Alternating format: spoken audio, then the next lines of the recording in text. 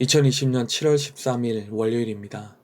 오늘 아침 우리에게 주신 하나님의 말씀은 신명기 10장 1절에서부터 11절까지 말씀입니다.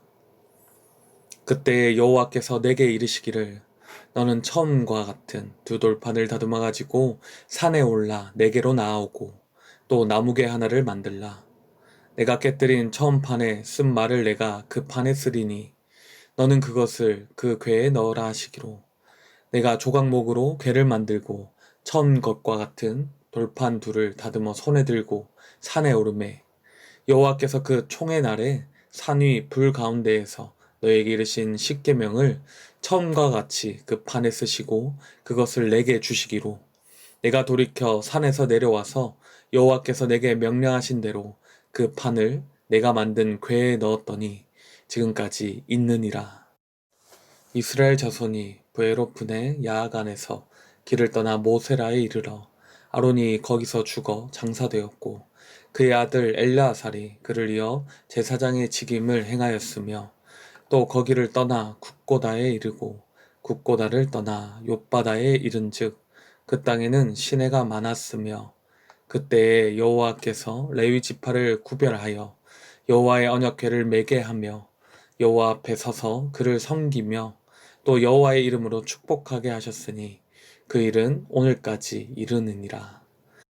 그러므로 레위는 그의 형제 중에 분깃이 없으며 기업이 없고 내 하나님 여호와께서 그에게 말씀하신 같이 여호와가 그의 기업이시니라.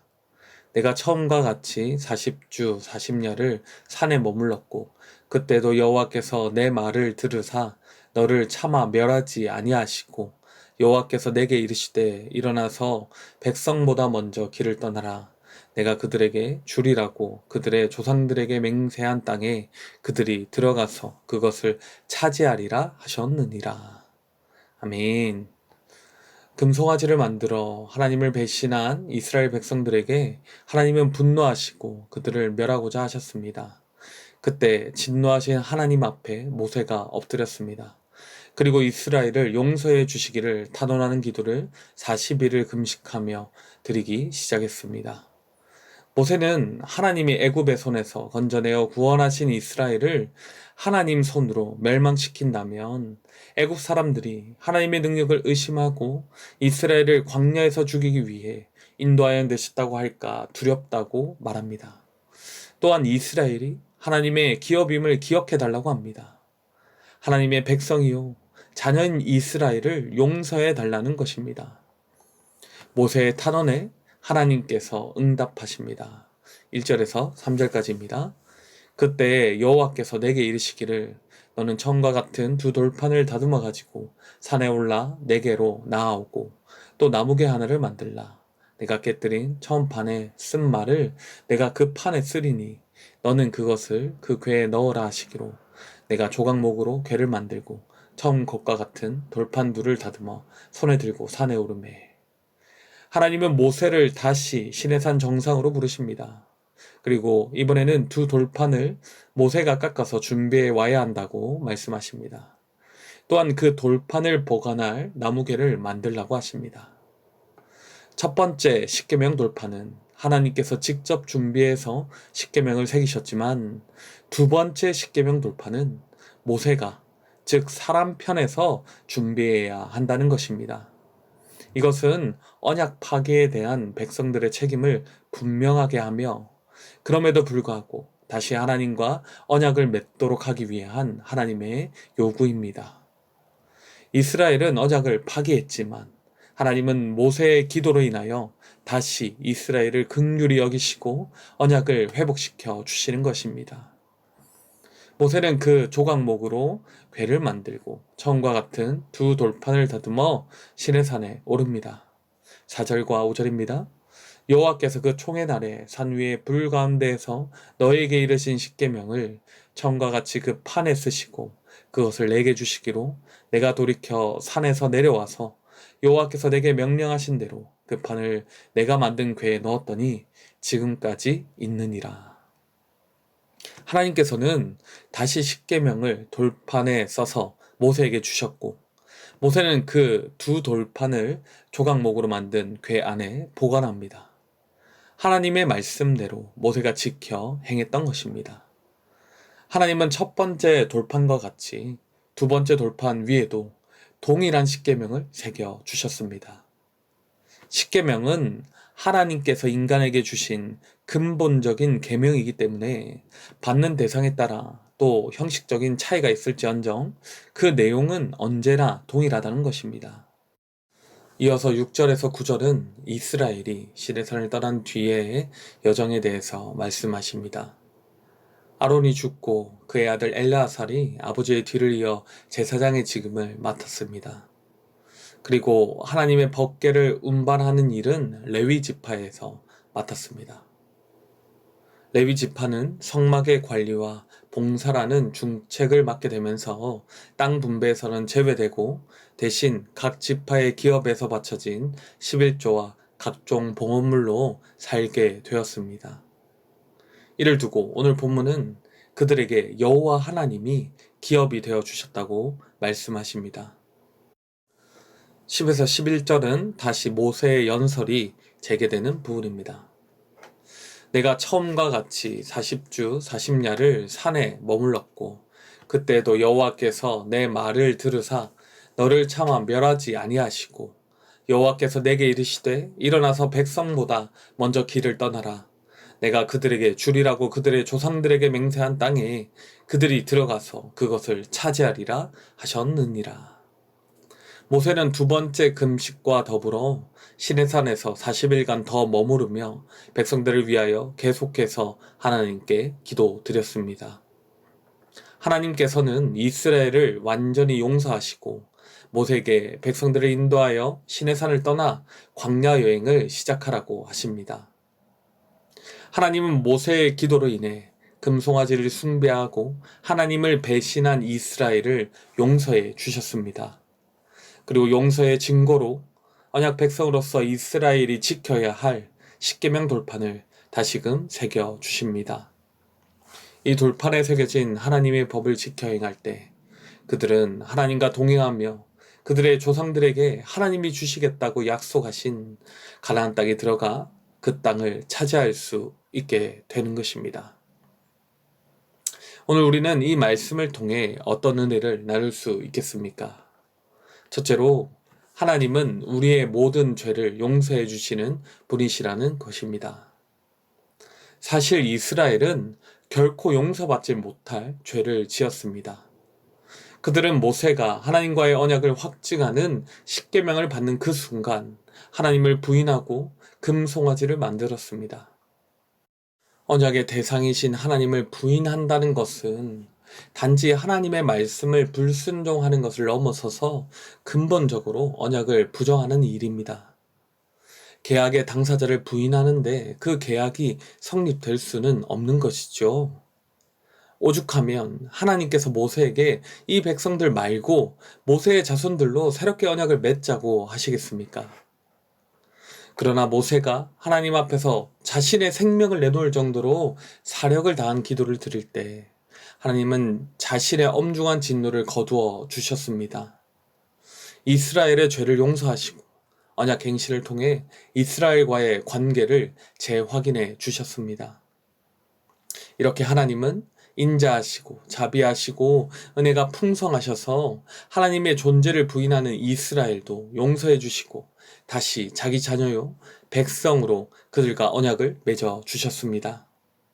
우리도 하나님께서 이스라엘을 향하여 베푸신 그 사랑과 용서를 배워서 다른 사람들을 그렇게 섬겨야 합니다. 우리에게 결코 해서는 안 되는 일을 한 사람을 향하여 분이 들고 복수하고 싶은 마음이 드는 것은 어쩌면 너무나 자연스러운 것이지요.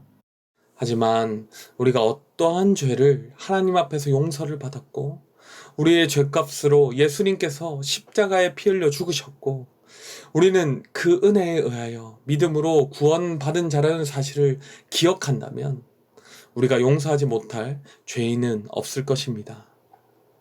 물론 감정적으로 분이 사라지지 않을 수는 있지만 하나님이 이스라엘에게 또한 우리에게 베풀어 주신 용서를 기억하며 우리는 날마다 용서를 연습하고 결국 용서할 수 있게 되는 우리가 되기를 간절히 소원합니다. 용서의 끝에는 반드시 바른 관계의 회복이 있습니다. 하나님께서 언약을 갱신하시며 다시 십계명 돌판을 이스라엘에게 주셨듯이 우리도 용서하는 사람과의 관계를 회복하며 그를 끝까지 용서해 줄 수 있기를 소망합니다. 둘째로 하나님의 언약 백성으로서 십계명을 잘 지켜 행하기를 원합니다. 하나님은 이스라엘 백성들을 용서하셨습니다. 그리고 가장 먼저 두 돌판을 다듬어 하나님께 가지고 오라고 하십니다. 다시 십계명을 주시기 위한 것이죠. 십계명의 내용을 알고 있는 모세가 백성들을 시켜서 똑같이 다시 만들면 될 것을 왜 하나님은 이렇게 번거롭게 모세에게 다시 돌을 다듬어 오라고 하신 걸까요? 모세가 두 돌판을 다듬어 가지고 하나님 앞에 나아가고 하나님은 계명을 돌에 새겨서 다시 모세에게 주는 이 모든 과정을 통하여 하나님께서 말씀하고 싶으신 것이 있으셨던 것입니다. 그것은 언약이 다시 체결되는 것, 즉 언약 갱신의 의미를 모세와 이스라엘 백성들 모두가 알기를 원하신 것이죠. 그 의미가 무엇입니까? 바로 하나님이 직접 십계명 돌판에 글을 새겨 주셨듯이 하나님의 법은 하나님이 언약 백성들에게 직접 주시는 것이고 이 언약 백성들은 하나님께서 주신 이 법을 귀하게 여기고 그것을 반드시 지켜 행해야 한다는 것입니다. 이것이 바로 언약 갱신의 가장 핵심적인 일이라는 것이죠. 그러나 잘 아시다시피 이스라엘은 이 십계명을 구체적으로 삶에 적용한 율법에서부터 시작해서 하나님의 말씀을 잘 지키지 못했습니다. 결국 그들은 우상숭배로 대표되는 십계명을 지키지 못하므로 하나님의 백성으로서 하나님과 맺은 약속을 성취하지 못하고 아수르와 바벨론에 의해 멸망당하고 또 로마에게 지배당하게 되었습니다. 이렇게 하나님과의 언약을 상징하는 십계명을 지키지 못하는 하나님의 백성을 위해서 하나님은 예수 그리스도를 우리에게 보내주셨습니다. 예수님께서는 모든 율법과 십계명을 지키시고 완성시키셔서 하나님의 법을 완전히 지킬 수 있는 능력이 없는 우리가 예수님을 믿기만 하면 하나님의 법을 지킨 것과 같이 의롭다고 여겨주시고 하나님의 백성 삼아 주셨습니다. 그러므로 우리는 이 율법과 십계명을 완벽하게 지키기 위해서 열심히 애쓰기보다는 하나님을 신뢰함으로 예수 그리스도를 나의 구원자, 구속주로 믿고 하나님의 언약 백성이 되어서 하나님의 언약 백성으로서 이 십계명을 지켜 행해야 한다는 것입니다. 십계명을 지키는 것은 언약 백성으로서 마땅히 해야 할 일입니다. 예수 그리스도의 은혜 안에서 하나님의 법을 지킴으로 하나님의 뜻을 이 땅에 이루어가며 하나님의 통치가 있는 하나님의 나라를 확장시킬 뿐만 아니라 하나님이 주시는 풍성한 법을 이 십계명을 지킴으로 누리게 될 줄로 믿습니다. 어차피 내가 지킬 수 없는 일이라는 그런 핑계를 대면서 나의 소견에 옳은 대로 살기보다 매일매일 은혜 주심에 감사하며 언약 백성으로서 하나님의 법, 십계명을 지켜서 그렇게 살아가는 저와 우리가 되기를 간절히 소원합니다. 기도하시겠습니다. 모든 질서와 법을 세우시는 우리 아버지 하나님, 매일 살아가며 많은 죄들을 짓는 우리를 사랑하여 주시고 예수님의 핏값으로 우리를 용서하여 주셔서 참 감사합니다. 독생자를 아끼지 않으시고 죄인인 우리에게 내어주신 하나님의 은혜를 생각하며 우리 또한 다른 사람들을 정죄하기보다 용서하며 사랑하는 삶을 살게 하여 주시옵소서. 또한 우리가 은혜로 하나님의 언약 백성이 되었사오니 날마다 십계명의 뜻과 의미를 묵상하고 십계명을 지켜 행하며 하나님의 백성다운 삶을 살게 하여 주시옵소서. 우리가 교만에 빠져 자신을 자랑하고 의의를 드러내지 않게 하시고 늘 하나님 앞에서 겸손하게 하나님을 경외하고 이웃을 사랑하는 삶을 살기를 원합니다. 성령의 능력으로 우리를 도와주시고 항상 함께하여 주시옵소서. 우리 주 예수 그리스도의 이름으로 기도드리옵나이다. 아멘. 이 시간 개인적으로 기도하실 때 오늘 나눈 말씀을 붙들고 기도하시고 주간 기도 제목을 따라서 부산과 민족과 한 주간 승리를 위하여 기도하시겠습니다. 나라와 민족을 위하여, 부산과 한국교회의 영적 부흥을 위하여 말씀과 기도로 승리하는 한 주가 되도록 기도하시고 코로나19 기도 제목을 따라서 기도하겠습니다.